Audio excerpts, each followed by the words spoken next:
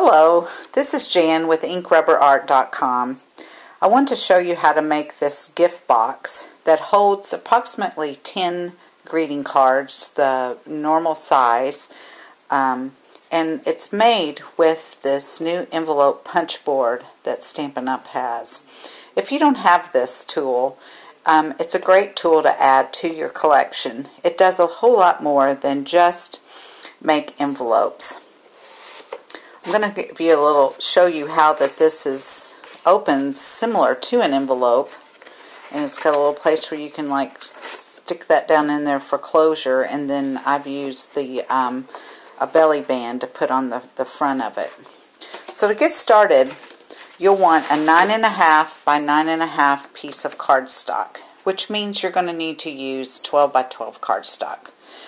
You're going to start out by scoring at 3.5, and that's this mark right here, and what you're going to punch and score. So here we go. I'm going to punch it, and then I'm going to score. And you'll notice that this is longer than the board, and for this particular project that's okay. So now we're going to scoot it down to the 5-inch mark right down here, and I'm going to punch again, and then I'm going to score. So I have the two score lines.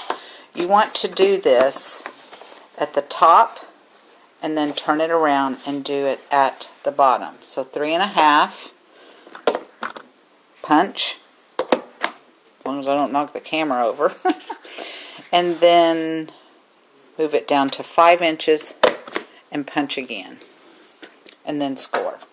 So we have this done at the bottom and at the top. Now for the other two sides, you're going to actually use your existing score line. So you're just going to turn it around here, and there's a little score guide right here, and a little thing that sticks out, which is where you want to slide your paper into. So I've got that positioned on the score line.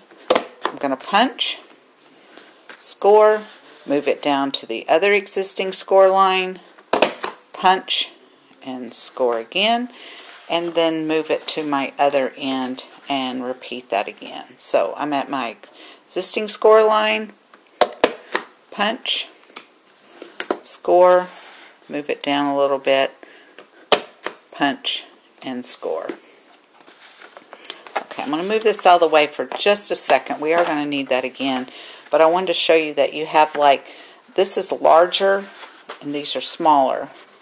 You get those little things. So this is going to be your top of your box, and to kind of identify that and to give it a nice line, I'm turning this over to where we have our corner rounder that's on this tool. Punch again, and that will round that corner. At this time, you want to take your scoring tool and reinforce all of your score lines. Remember, who is the boss? You are. So you make this paper do what you want it to do, which is bend. At this point, you want it to bend. So I'm doing this on all 4 sides. That way, it's going to bend like I want it to. Now, I have another little piece here that I kind of use for a template, and I wanted to show you that this is cut out right here. And so back to the one that you just did, you're going to take and cut this all the way out on both sides, which will leave you with something that looks like that. On the other end, instead of cutting it all the way out, you're just going to cut up to make little flaps. And that's where your glue is going to go, right there. At that point, what it's going to do is fold up like this. You'll want to have some glue right here too.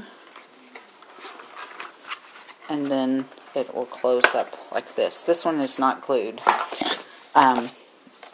What you'll want to do is use a strong adhesive, something like sticky strip or the multi-purpose Tombow glue, Either one of these works well, but both of these are designed to hold stuff better than your snail. So once you have that together, it's going to look like that on the back. This one got ink on it. You can decorate the front any way that you want. I chose this particular embossing folder that's a new script. But to hold it together and to also decorate it, you want to make a little belly band. And your belly band will slide on just like that. The belly band is 12 inches by 1 inch. And so you will have some leftover paper from your 12 by 12, and that's where you're going to get your belly band. I'll show you how I figure out how to get the score lines there. I want my closure to be in the front because it's going to be covered up by your little embellishment. And in order, I'll turn it around this way where you can see it a little better.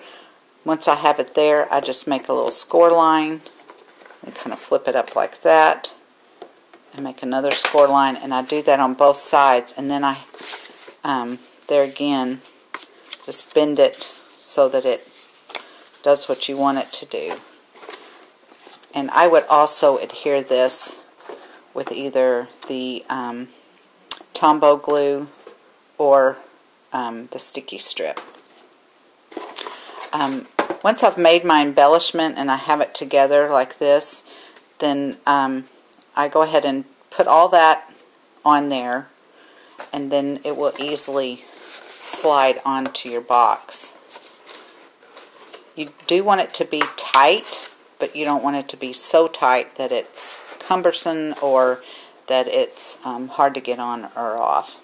So I hope you will take time to use your new punch board to make something other than envelopes. And when you have a chance, stop by my site. It's inkrubberart.com with Jan Burnett. Thank you for watching. Happy stamping!